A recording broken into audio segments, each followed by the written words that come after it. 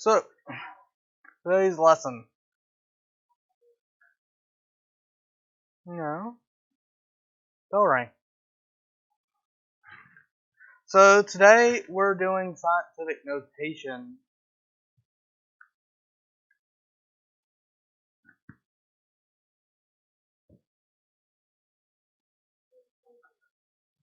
Don't worry about that now. It's just note. I feel like I'm spelling this horribly.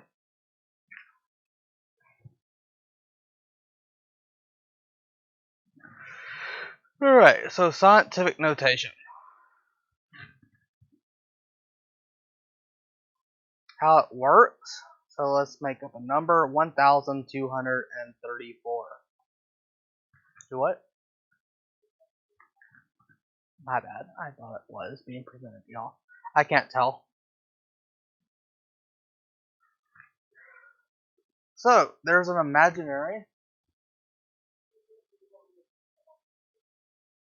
So there's an imaginary decimal right here. And how scientific notation works is we have a digit followed by a period or decimal point and more digits times 10 to some number. This is just notes. So we always want to write it in this format. So we need to move this imaginary decimal to right here. There's two ways of doing this. You put the decimal, and you count the number of hops it takes. So it took 3 hops, so your answer would be 1.234 times 10 to the 3.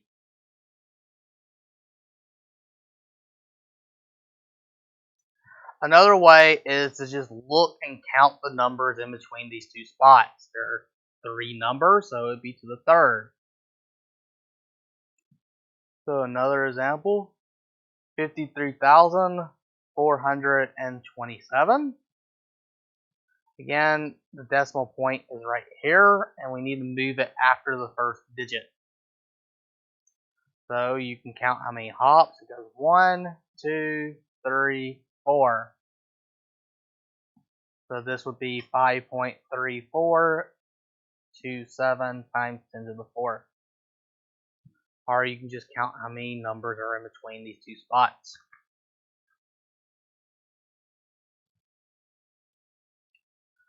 If you have 10.5, again, there's our decimal point, and we want to move it over once. So that'd be 1 hop, or there's 1 number in between it. So this would be represented as 1.05 times 10 to the 1.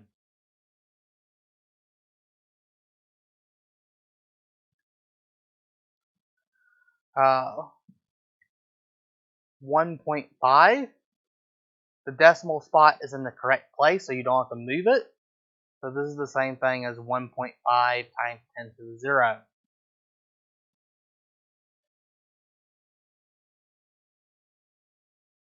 So if you're moving the decimal point to the left, you're going to have a positive number.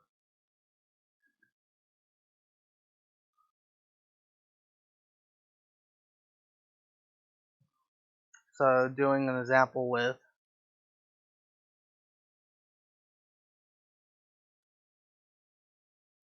0.0575, we want the decimal point after the first non-zero digit. So it's going from here, it's going over 2 spots. You can count how many hops, 1, 2. So this would be 5.75 times 10 to the 2, negative 2. So if the number is less than 1, you're going to have negative numbers. So if you're going to the right, it'd be negative. By the way, if you don't know your powers, 10 to the 0 is just 1. 10 to the 1 is 10. 10 squared is 100. 10 to the 3, third power, 1,000. 10 to the negative 1 is 0.1. 10 to the negative 2 is 0.01, and 10 to the negative 3 is 0.001. So what this means, like for example, in this example, 10 to the 1 is really 10. So 1.05 times 10 is 10.5. So it's just a way of writing it.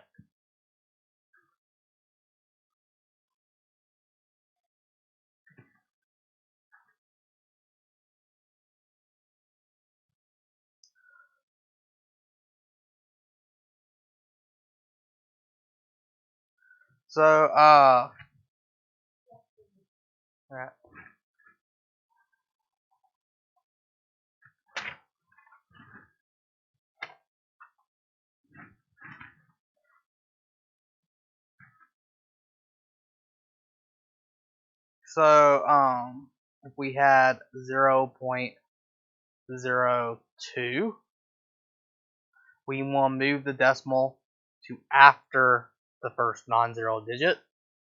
So it's from here. We want to move it over here. That's 2 hops. 1, 2. So that'll be 2 times 10 to the negative 2. Note that whenever you convert to scientific notation, you should keep the same number of significant figures. So if I had instead done 0.020, this has 2 significant figures. These are your significant figures, so there's 2 of them. And you want to move it from here to here. So it'd be 2.0 times 10 to the negative 2. Make sense? Y'all good with this? You're on scientific notation?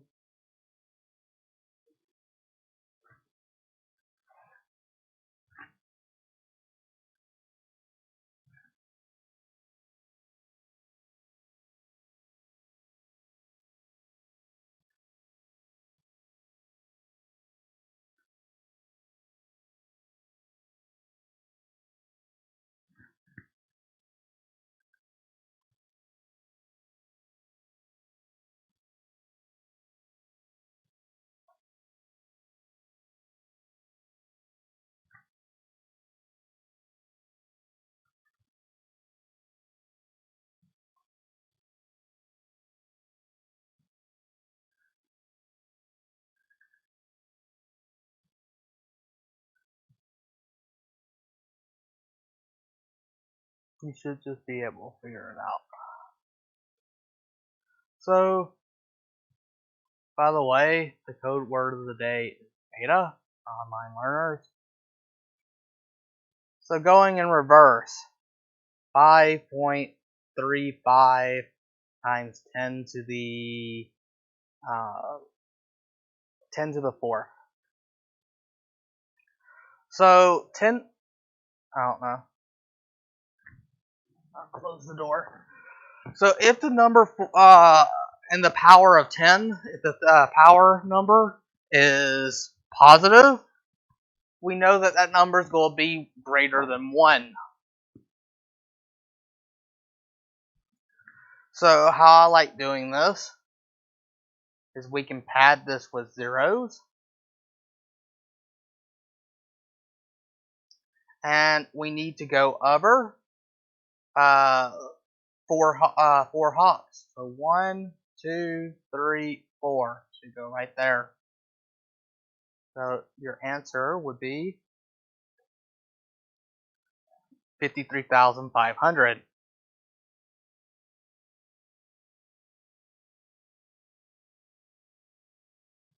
Another way of looking at it is there will be 4 numbers after the decimal, or after the first digit.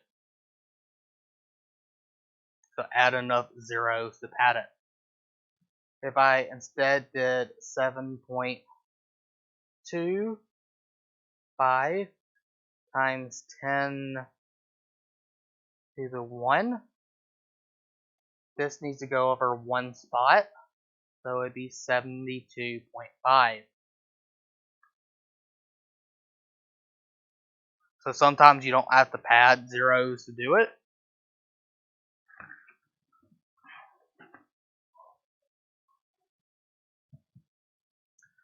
Doing negative numbers, 8.37 times 10 to the negative 2. Again, you're going to move this over twice. So you padded it with multiple zeros. Decimal point right here. It's going to make 2 hops. So 1, 2. So it should be 0.0837. Another way of looking at this is, so doing that example, when it's negative, you can put down 2 zeros and then put the decimal after the first zero. So 5.873 times 10 to the negative 6. I know that there's going to be 6 zeros, and the decimal point will go after the first zero. You can also check and make sure how many hops you made. 1, 2, 3, 4, 5, 6. You have to do 6 hops.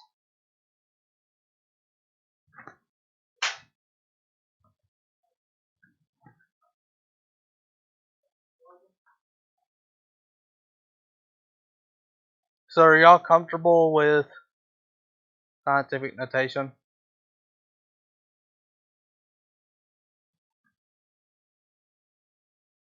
It's pretty straightforward. Just go back and check and make sure you're doing it correctly. So doing another example. Note, here's another example. So 2.0 times 10 to the negative 2. This has 2 significant figures. So when you write the answer, I need 2 zeros in front. You would include this 0 afterward, because you need to make sure that this has 2 significant figures. You don't have to worry about on this homework about significant figures, because this one's making sure you can convert between both. On one of y'all's homeworks, the one with significant figures, and you wrote an answer that was like 2 million, and then the other answer was 2 million. This had 1. This technically had 1. This would have been wrong. What you should have done is put 2.0 times 10 to the 6. This has 2. But I didn't take off on that problem because we haven't learned about that in scientific notation. So are y'all good with scientific notation? Let's go ahead and do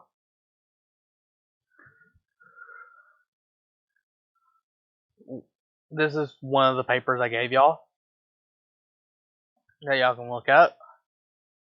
So what would number 1 be in scientific notation?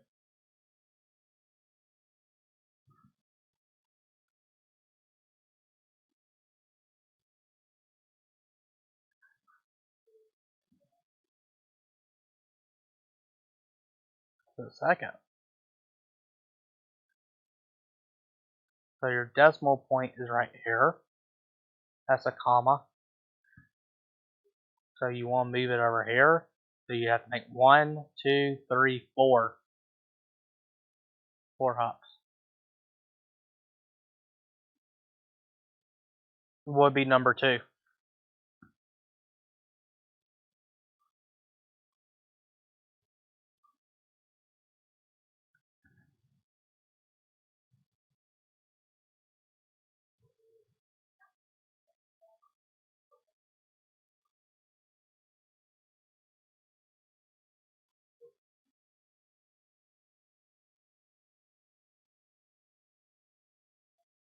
Five. So you need to move it from here to here. There's 1, 2, 3, 4, 5 spots you moved it.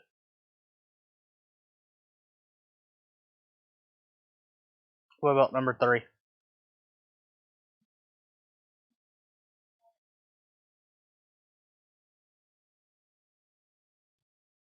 So again, you need to move it from here to here. What about number 4?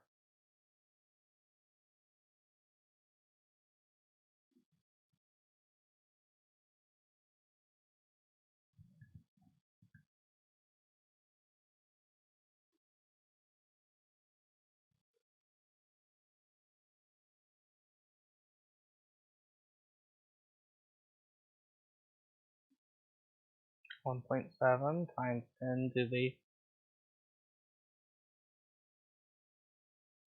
So you're moving it from here to here. 6 spots. There's 1, 2, 3, 4, 5, 6. What about number 5?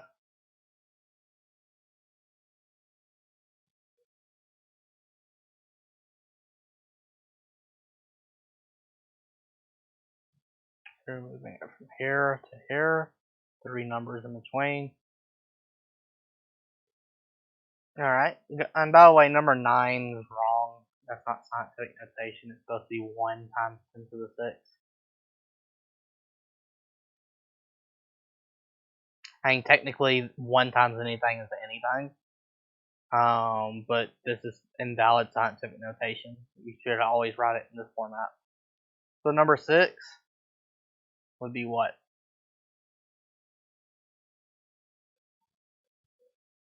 The 4,400.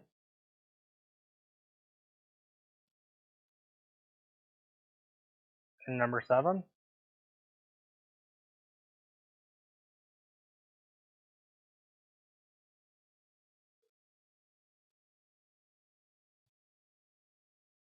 .0.001.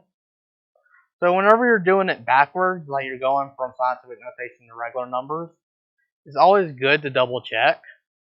So to write this in scientific notation, you would move it like this, and that's 3 spots. So that's usually what I do. I usually just guess and just check myself. I usually will get within 1 number right. So if I guessed it was 440, I see that I'm moving 2 spots, and that's a 3, so I needed to add another 0.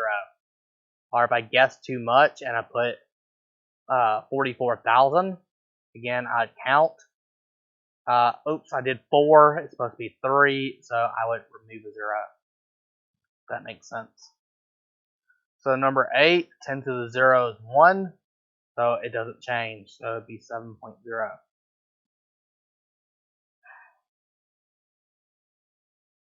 10 to the 6, so that would be 1 million.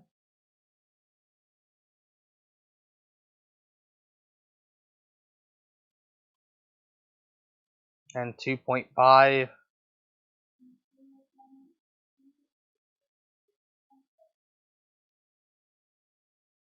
So to double check, you would have to move it right here. 1, 2, 3, 4, 5. So double checking, if I wanted to rewrite this number as scientific notation, I would move it from here to after here, and there's 5 numbers in between.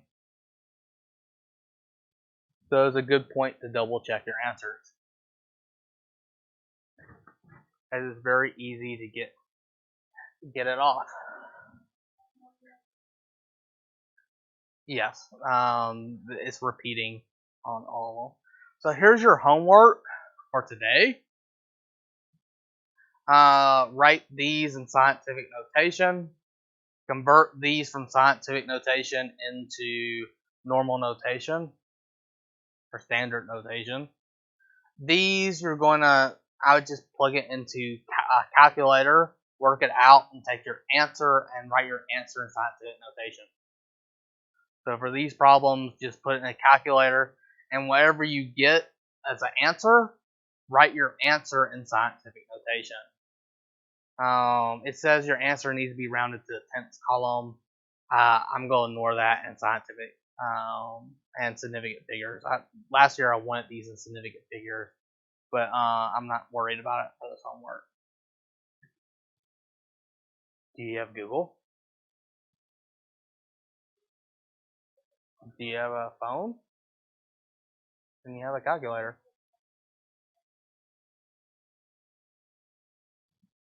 Yes, your calculator. So if you put it and turn it sideways, it'll pull up the full calculator.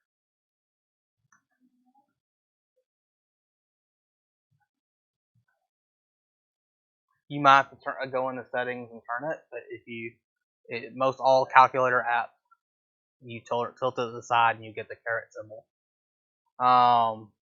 So usually to type in like 10 to the whatever, you put 10 caret symbol 3, and this means 10 to the third. I think, so my plan for today was to just let y'all do all the homework and turn it in. However, since we're all going to be remote learning tomorrow, I'm going to go ahead and discuss a little bit what we're doing tomorrow. This afternoon, I will record a longer video and go over the PowerPoint. But for the most part, I'm going to just give a brief introduction. So I'll do a longer video this afternoon for you guys. So what we're supposed to be doing tomorrow is dimensional analysis. Dimensional analysis is very, very useful. It's very important. In this class, you're going to be using a lot of dimensional analysis to solve things. So let me give it an example. So one apple is equivalent to 2 pears.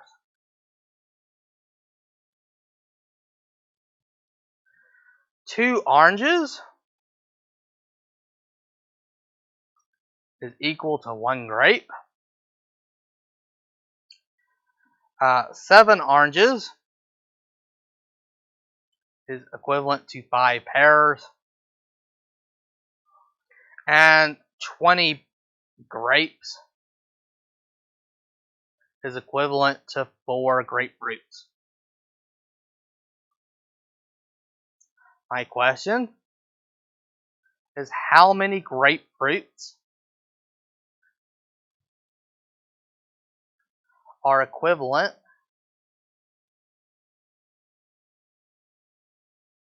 I know how to spell that word to 5 apples. So how many grapefruits are equivalent to 5 apples?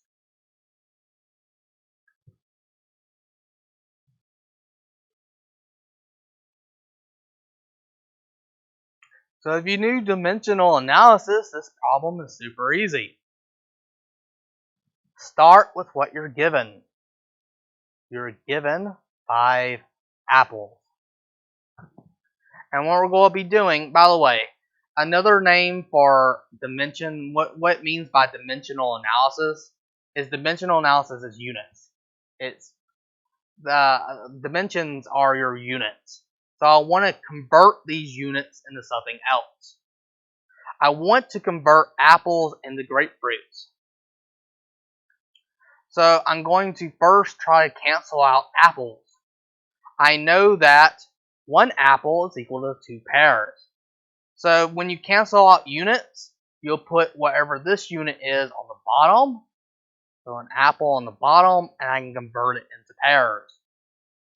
So I know 1 apple is equal to 2 pears. So apples cancel out with apples. I'm now in pears. Pears, I can convert pears into oranges. So pear and orange. I know that 5 pears is equal to 7 oranges. Now pears have been canceled out. And now I can convert oranges into grapes. So I'll put oranges on the bottom and grapes on the top. So I know that 2 oranges is equivalent to 1 grape. And lastly, I know that 20 grapes is equal to 4 grapefruits. So oranges cancel out with oranges, grapes cancel out with grapes, and the unit I'm left with is the only unit that's left is grapefruits. So this corresponds to this expression. You take all the numerators and multiply them together and divide it by all the denominators. So 5 times 2 times 7 times 1 times 4 divided by 1 times 5 times 2 times 20. Note, you really don't have to put times 1 in here because anything times 1 is wherever that is. So you could have reduced this down into just looking at the non-ones. So 5 times 2 times 7 times 4 over 5 times 2 times 20. So the numerator, again, the numerator is, when you multiply that out, is 280. The denominator is 200. So I get 1.4 grapefruits. This is a technique for helping you identify the proper conversion techniques. It can also be used in helping you skip doing algebra in some circumstances.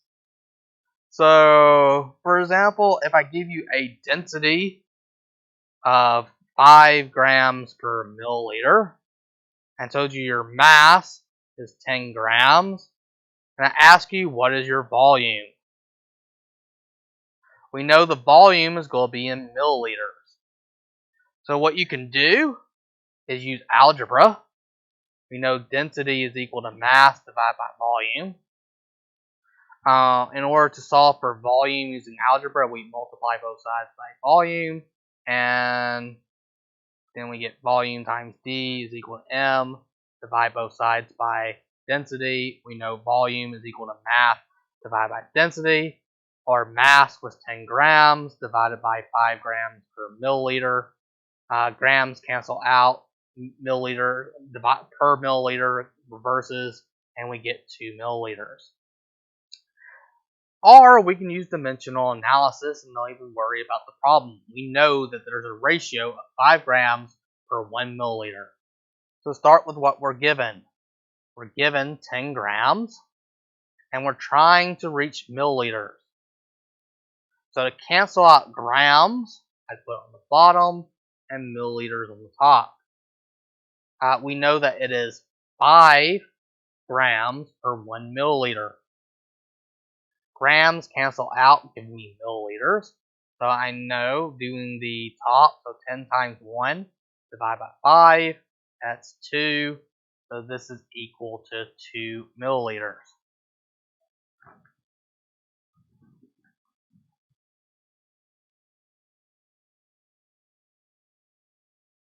Does that make sense? So, how many seconds are in 5 hours? Using dimensional analysis, start with what you're given, and we're going to add conversion factors until we get into seconds. So hours, we need to cancel and get rid of hours, so we put it on the bottom and choose something you know. You know that there are 60 minutes in 1 hour. Hours are removed, and now we're in minutes. We need to convert minutes into seconds. So we know that we need to put minute. Also, for here, we can either put 1 minute is equal to 60 seconds, or we can put 60 seconds is equal to 1 minute. This is the same thing. But since we're trying to get rid of minutes, we put minutes on the denominator. So 1 minute is equal to 60 seconds. And that cancels out the minutes, and we're left now with this expression. So 5 times 60 times 60, and you don't have to put the divide by 1 times 1.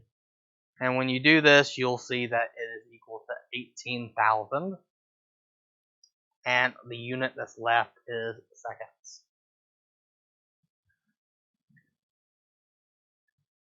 Make sense?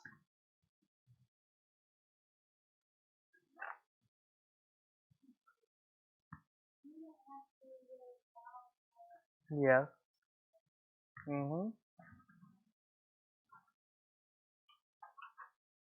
Why would you assume you wouldn't be able to need to be doing it?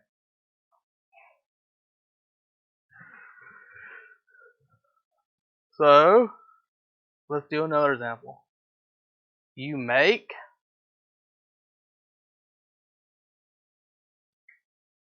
$8.50 an hour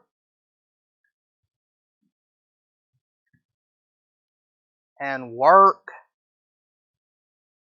8 hours a day.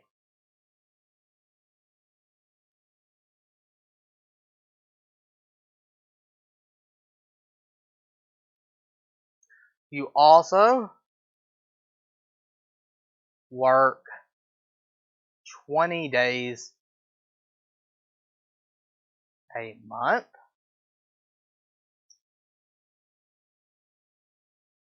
How much money do you make in 3 months?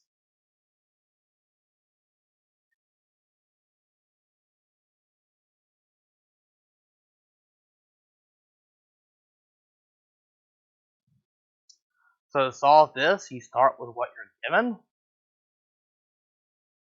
3 months, and we need to convert months into dollars. We're solving for money. So we take our months and we do our ratio. So we know 20 days to a month. We put month on the bottom, days on the top. So it's 20 days per 1 month. And then we know we can get rid of days for in hours. We work 8 hours in 1 day. And we need to get rid of hours. So we put hours on the bottom and money on the top. We get $8.50 for 1 hour. Months cancel out, days cancel out, hours cancel out, and we're left with dollars. So this would be equal to 3 times 20 times 8 times 8.5.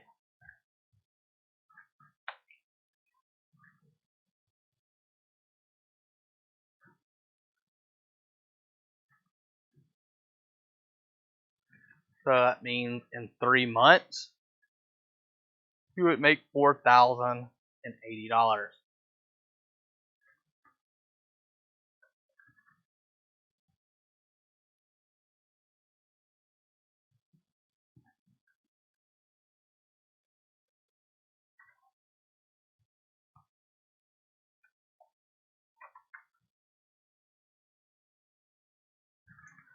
One more example, similar to the problem before. So you work 600 minutes in a day.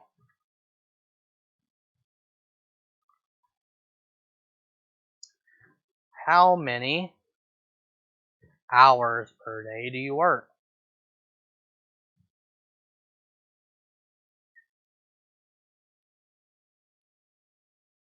So we start with what we're given. So 600 minutes per 1 day. So now we have 2 units for our problem. What we want to do is convert this 1 unit into hours. So we need to get rid of a minute and convert it into an hour. There are 60 minutes in 1 hour.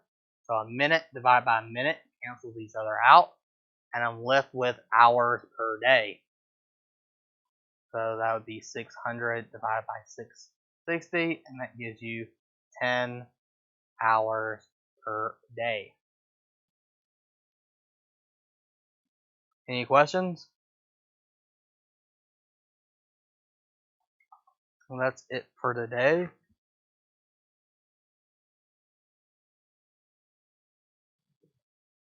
More than that, we have 12 minutes.